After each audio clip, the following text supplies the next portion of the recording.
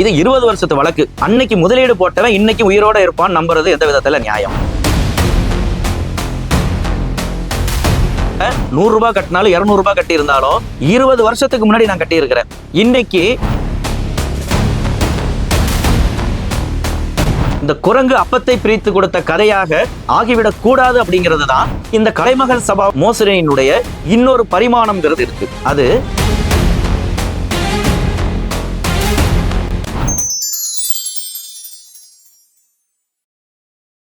அரசியல், புலனாய்வு, சினிமா, ஆன்மீகம், இலக்கியம், மருத்துவம், வணிகம், மோசடி என எல்லா தகவல்களுடன் தமிழகத்தின் மையப்பகுதியில் இருந்து மாதம் இருமுறை வெளியாகும் நம் அங்குசம் இதழ் உங்கள் இல்லம் தேடி வர ஆண்டு சந்தா ரூபாய் 500 மட்டுமே.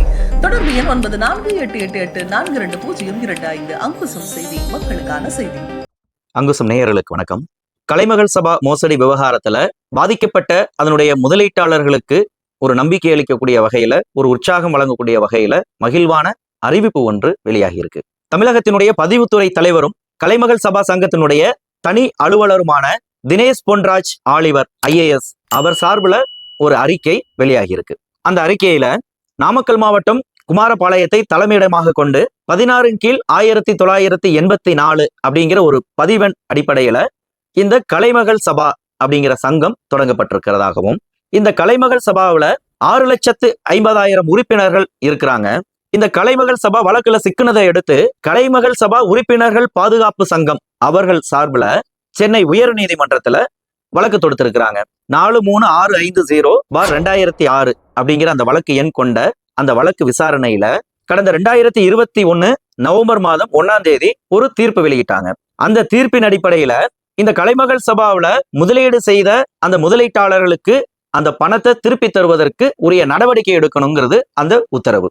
அதன் அடிப்படையில 2024 வருடம் 6வது மாதம் 20ஆம் தேதி முதல் பதிவுத்துறை தலைவர் அவர்தான் சங்கத்தினுடைய தனி அலுவலராக நியமிக்கப்பட்டு வேலைகளை முன்னெடுத்துட்டு வராரு அப்படின்னு சொல்லி அதுல குறிப்பிட்டிருக்காங்க. இந்த இடத்துல ஒரு விஷயத்தை நம்ம தெளிவுபடுத்திட்டு அடுத்தது கடந்து போகலாம். கலைமகள் சபா தொடங்கப்பட்டது 84, அது வழக்குல சிக்கினது 90களின் காலகட்டம். ஆனா நீதிமன்றத்துல வழக்கு முன்னிலைக்கு வந்து ஓரளவுக்கு அதை தீர்வுங்கிறத நோக்கி வந்த ஆண்டுங்கிறது 2021. 2021 உத்தரவு போட்டாங்க, பாதிக்கப்பட்டவங்களுக்கு செட்டில்மெண்ட் பண்றதுக்கு வழியை பாருங்கப்பான்னு சொல்லி. ஆனா 2024 தான் அந்த சங்கத்துக்குன்னு அரசு தரப்புல தனி அலுவலரே நியமிக்கப்பட்டிருக்கிறாங்க. இது ஒரு விஷயம். சரி, விஷயத்துக்கு வருவோம். 2024 ஜூன்ல தனி அலுவலர் நியமிக்கப்பட்ட பிறகு அவர்கள் சில வேலைகளை முன்னெடுத்திருக்கிறாங்க. அதுல நாம் குறை சொல்வதற்கு இல்லை. கலைமகள் சபா தமிழகம் முழுவதும் அல்லது தமிழகம் கடந்து வாங்கிய சொத்துக்களை கணினி மயமாக்கி இருக்கிறாங்க. அதனுடைய ஆவணங்களை ஸ்கேன் பண்ணி வைத்திருக்கிறோம் அப்படின்னு சொல்றாங்க. அடுத்தது கலைமகள் சபாவுக்குன்னு சொத்தை வாங்கிட்டு பத்திரம் மட்டும் பதிவு பண்ணதோட பல சொத்துக்கள் இருக்கு. முறைப்படி அதை கலைமகள் சபாவுக்கு பட்டா மாறுதல் செய்யப்படாம இருக்கு. அது போன்ற நேர்வுகள்ல நாங்க பட்டா மாறுதலுக்கான நடவடிக்கையை எடுத்திருக்கிறோம் அப்படின்னு பதிவு செய்யறாங்க. மூன்றாவதா, கலைமகள் சபாவுல யாரெல்லாம் உறுப்பினர்களாக இருந்தார்கள், அவங்களோட பேரு, அவங்களோட உறுப்பினர் என்ன, அவங்க கட்டிய சந்தா தொகை போன்ற விவரங்கள் எல்லாத்தையுமே நாங்க கணினி மயமாக்கி இருக்கிறோம் அப்படின்னு அந்த அறிக்கையில குறிப்பிடுறாங்க. இதை அடுத்துதான் அவர்கள் முக்கியமான ஒரு அறிவிப்பை சொல்றாங்க.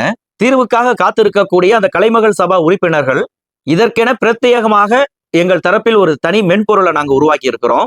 இணையதளத்துல கலைமகள் சபா .in அப்படிங்கிற அந்த இணையதளத்துல அதனுடைய முதலீட்டாளர்கள் தங்களுடைய பெயர், தங்களுடைய முதலீட்டு விவரங்கள் போன்றவற்றை பதிவு செய்யுங்க அப்படின்னு சொல்லிதான் இந்த அறிவிப்பை அவர்கள் கொடுத்திருக்கிறாங்க. அந்த இணையதளத்துல போயிட்டு அவர்கள் கேட்கக்கூடிய அந்த தகவல்களை பதிவு செய்ததுக்கு அப்புறம் உங்களுடைய தொலைபேசி எண்ணுக்கு SMS வரும். அதன் பிறகு உங்களுடைய வங்கி கணக்கை பதிவு செய்திருங்க. நீங்க இந்த பதிவு முடிச்சதுக்கு அப்புறம் எங்க அலுவலகத்துல பராமரிக்கக்கூடிய பதிவேடுகளோட இதை ஒப்பிட்டு பார்த்து உங்களுக்கான தொகையை உங்களுடைய வங்கி கணக்குல நாங்க வரவு வச்சிடறோம் அப்படிங்கிற ஒரு தகவலை தெரிவிச்சிருக்கிறாங்க. இன்னொரு பக்கம் அரசு இணையதளத்தின் வழியாக கலைமகள் சபாவினுடைய சொத்துக்களை ஏலம் விடுவதற்கான வேலைகளும் இன்னொரு பக்கம் நடந்துட்டு இருக்குது அப்படிங்கிற தகவலை இந்த சங்கத்தினுடைய தனி அலுவலரும் தமிழகத்தினுடைய பதிவுத்துறை தலைவருமான தினேஷ் பொன்ராஜ் ஆலிவர் IAS அவர்கள் தெரிவிச்சிருக்கிறாங்க. கடந்த 20 ஆண்டுகளாக இதற்கு என்னதான் முடிவு, ஒரு எண்டே இல்லையா அப்படின்னு ஒரு குழப்பம் நிலவி வந்த நிலையில் இந்த வழக்கு ஒரு முக்கிய கட்டத்தை எட்டி இருக்கு அப்படிங்கிற விதத்துல இதை நாம் வரவேற்றுத்தான் ஆகணும். இது எப்படி பார்த்தாலும் பாதிக்கப்பட்ட முதலீட்டாளர்களுக்கு ஒரு மகிழ்ச்சியான செய்தி தான். ஏன்னா சமீபத்துல தான் இதே சென்னை உயர்நீதிமன்றத்தினுடைய வேறு ஒரு அமர்வு இந்த வழக்கை விசாரிச்சதுல தமிழகத்தினுடைய 33 மாவட்ட ஆட்சியர்களுக்கும் ஒரு அறிவிப்பை வெளியிட்டிருக்கு.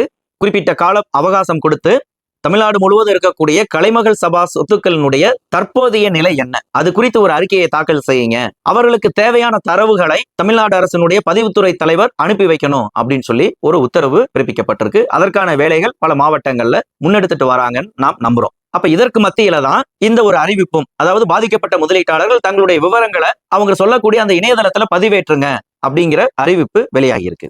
இந்த இடத்துல பாதிக்கப்பட்ட முதலீட்டாளர்கள் தரப்புல எழக்கூடிய சந்தேகங்கள் அப்படிங்கிறதும் இருக்கு.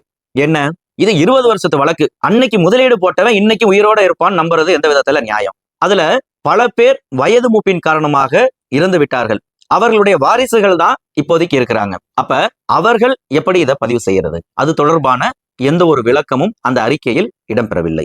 ரெண்டாவது, அவங்க என்ன உயிரை கையில பிடிச்சிக்கிட்டே இருக்கிறாங்கன்னு வச்சுப்போம், அவங்க கிட்ட கைவசம் அசல் ஆவணங்கள் இல்ல, உறுப்பினர் எண் என்ன அப்படிங்கறதெல்லாம் எனக்கு தெரியாது, ஆனா நான் முதலீடு போட்டிருக்கேன், நான் கலைமகள் சபாவினுடைய உறுப்பினர், நான் காசு கட்டி இருக்கிறேன் அப்படின்னு ஒருத்தர் சொல்றாரு. அவர் எப்படி பதிவு பண்றது? அவருடைய நிலை என்ன? மூணாவது கேள்வி, நான் அன்னைய காலத்துல 100 ரூபாய் கட்டினாலும் 200 ரூபாய் கட்டி இருந்தாலும் 20 வருஷத்துக்கு முன்னாடி நான் கட்டி இருக்கிறேன், இன்னைக்கு அந்த பணத்தை எப்படி திருப்பி தர போறீங்க அப்படிங்கிற ஒரு கேள்விக்கும் இந்த இடத்துல எந்த விடையும் இல்லை.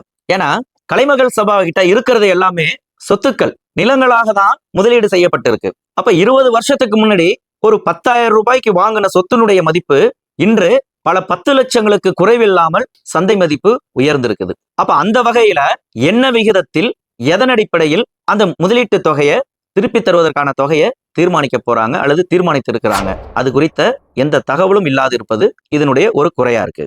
இது எந்த விதத்திலும் இந்த குரங்கு அப்பத்தை பிரித்து கொடுத்த கதையாக ஆகிவிடக் கூடாது அப்படிங்கிறது தான் இங்க பாதிக்கப்பட்ட முதலீட்டாளர்களுடைய ஒரு ஏக்கமாக இருக்கு. அடுத்து, இப்போதைக்கு அவர்கள் அறிவித்திருக்கக்கூடிய இந்த அறிவிப்பின்படி இணையதளத்துல அவர்கள் கேட்கக்கூடிய தகவல்களை உள்ளீடு செய்து அவரவர்களுக்கு என்று தனியாக ஒரு யூசர் நேம் பாஸ்வேர்டு இருந்தால் மட்டும்தான் அந்த தளத்துக்குள்ளார செல்ல முடியுங்கிற ஒரு நிலை இருக்கு. அப்ப நம்ம முன்னரே சொன்ன மாதிரி வயது மூப்பு காரணமா சிலர் இறந்திருக்கலாம், உயிரோட இருக்கிறாங்க அப்படின்னு சொன்னாலும் அவங்கள்ட்ட அந்த அசல் ஆவணங்கள், அந்த பழைய விவரங்கள் எதுவும் இல்லாத இருக்கலாம். அப்ப அது போன்ற நபர்கள் தங்களது முதலீட்டு விவரங்களை சரிபார்த்து கொள்வதற்கு ஏற்ப, ஏன்னா நீங்களே அறிவிச்சிருக்கிறீங்க 6.5 லட்சம் பேர் சங்கத்துல உறுப்பினர்களா இருக்கிறாங்க, அது குறித்த தகவல்களை நாங்கள் கணினிமயமாக்கி இருக்கிறோம் அப்படின்னு சொல்லி இருக்கிறீங்க. அப்ப நீங்கள் கணினிமயமாக்கப்பட்ட அந்த 6.5 லட்சம் உறுப்பினர்களுடைய பட்டியலை பொது தளத்துல வெளியிட்டாதான் அதை அவர்கள் சரிபார்ப்பதற்கான ஒரு வாய்ப்பாக அமையும். அந்த வாய்ப்பை பாதிக்கப்பட்ட முதலீட்டாளர்கள் எதிர்நோக்கி இருக்கிறாங்க. இதெல்லாம் ஒரு விஷயம். இந்த கலைமகள் சபாவினுடைய மோசடியினுடைய இன்னொரு பரிமாணம்ங்கிறது இருக்கு. அது இந்த கலைமகள் சபாவினுடைய சொத்துக்கள் சம்பந்தப்பட்ட ஒரு சிக்கல். தமிழகத்தினுடைய பல இடங்கள்ல கலைமகள் சபாவில் பெயர்ல வாங்கி போடப்பட்ட சொத்துக்கள் முறைப்படி கலைமகள் சபா பெயருக்கு பட்டா மாறுதல் செய்யப்படாத நிலையில் அந்த இடத்த கலைமகள் சபாவுக்காக வாங்கி கொடுத்த புரோக்கர்கள், கலைமகள் சபாவுக்காக விற்ற பயனடைந்த அந்த உண்மையான நிலத்தினுடைய உரிமையாளர்கள், சார்பதிவாளர்கள், மாவட்ட பதிவாளர்கள், வில்லங்க சான்றை வழங்கும் அதிகாரத்தில் இருக்கக்கூடிய ஊழியர்கள் மற்றும் அதிகாரிகள், இவர்கள் எல்லோரும் கூட்டு சேர்ந்து ஒரு ஆட்டினுடைய தோலை 2 முறை உரிக்கிற மாதிரி ஏற்கனவே கலைமகள் சபாவுக்காக விற்கப்பட்ட சொத்துக்களை மோசடியான முறையில், மோசடியான ஆவணங்களை பயன்படுத்தி சம்பந்தம் இல்லாத மற்ற நபர்களுக்கு ஏமாற்றி வித்திருக்கிறார்கள், மோசடி செய்திருக்கிறார்கள். அப்ப இது போன்று இந்த மோசடி புகாருக்குள்ளான அந்த நிலங்களினுடைய நிலை என்ன?